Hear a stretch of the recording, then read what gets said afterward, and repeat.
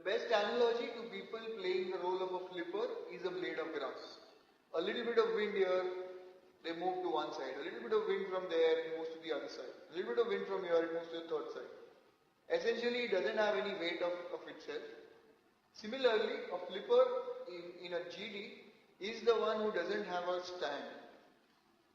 Although it is okay in a GD to change your stance, okay, it's not taken very nicely if you keep changing your stance throughout the GD. First minute you are for, third minute you are against, fifth minute you are for, ninth minute you are against, 10th minute you are for, 11th minute you are against, etc. Then you are not taken as a person who can take a stand or who is able to take a point of view and defend it. Okay? For people who play this role, sometimes it is good if you change to a contrary point of view than what you've taken, contrary stand or what you've taken. If you realize that some other people in the group, some other participants in the group have presented a very convincing argument, bridge that gap and say that having listened to the other members of the group, I now think or I now feel the other point of view has also a lot of merits, and let's look at that. Or I'm more convinced about it right now. Okay? Otherwise, it's something, a role that you can avoid. If a flippant is somebody who keeps changing his points of views, a dominating leader is somebody who will never change his point of view. He is more like a rock solid mountain who says that no matter what winds flow, no matter what storms, I will not change from what I have said. Essentially, this person is trying to thrust his point of view on other members of the group, not really ready to listen to someone else's point of view, and believes that what he says has to be the epitome of any point in the GD. Okay? Usually we find that students in a GD who come across as dominating leaders also tend to have a loud voice. So they cannot be really ignored by the rest of the group members. For a person who comes across as a dominating leader, the learning for him or her is try to tone down, try to give other people some points to speak, and you'll come across as somebody who's facilitating the discussion. For the other participants who come across a dominating leader, the best way to counter them is to cross their point with a lot of content. You should be backed by a lot of content.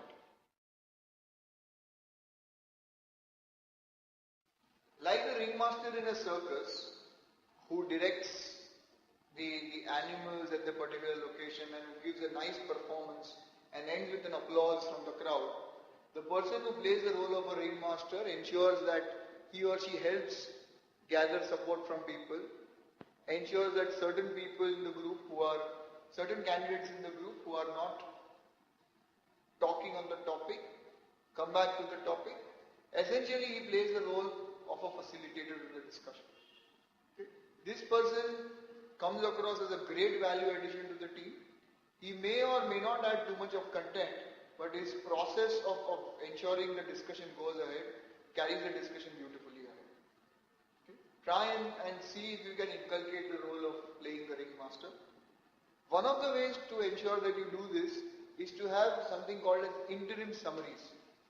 If the GD is of 15 minutes, in the 5th minute come out and say, till now we've discussed this and this is where we are, so let's go ahead. In the 10th or the 11th minute, say, till now we've discussed this in the first 2/3 of the GD, and now let's move from there. This will ensure that you come across as a person who ensures the entire group is together and moves ahead on the same trajectory.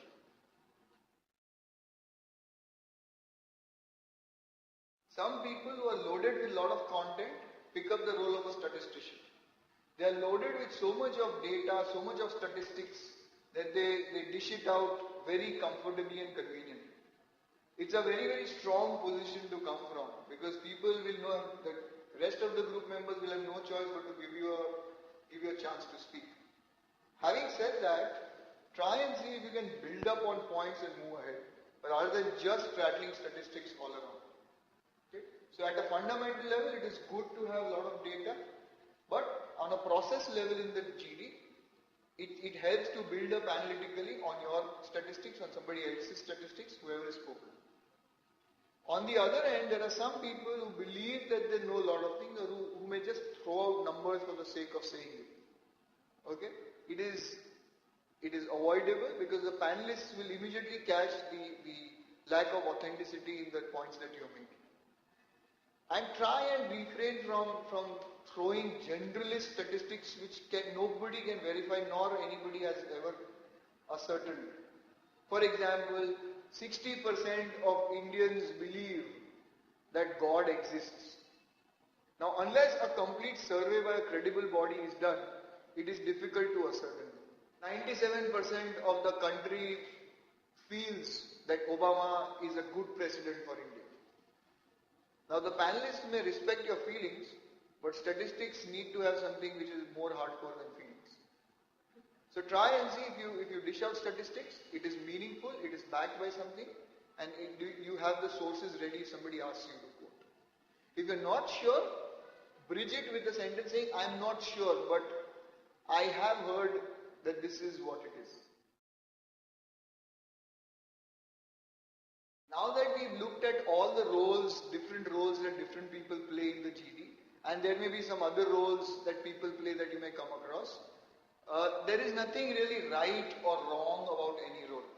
It's just that certain roles make you an effective GD participant, certain roles make you an ineffective GD participant, and no person at all points of time can be effective playing just one role.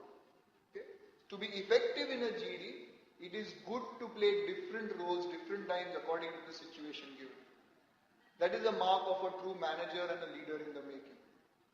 Where if there is a lot of loud discussion throughout the GD, you play the role of a facilitator and say, okay, please calm down, let's come back to the topic. Please calm down, let's come back to the topic. If you realize the entire GD is very, very thanda, it's very, very dry, nobody is really speaking up, you need to play the role of a cheerleader. Somebody who says, okay, let's look at this point from X point of view, let's look at this GD from Y point of view and Z point of view, and perk up the team members to participate in the GD. Sometimes you realize a lot of people are speaking at the same time. That time you need to play the role of an observer and later a still water who contributes when the time comes. Okay? If nobody is really agreeing with your point of view or leaving it aside, you need to pick up the role of the salesman and try to back it up with something else and sell your point of view. So that other members of the group pick it up and go ahead. All in all, the conclusion with different roles in the GD is playing different roles at different points of time and having the mobility to play different roles in the same GD will keep you in good stead to be effective and to make an impression on the panelists.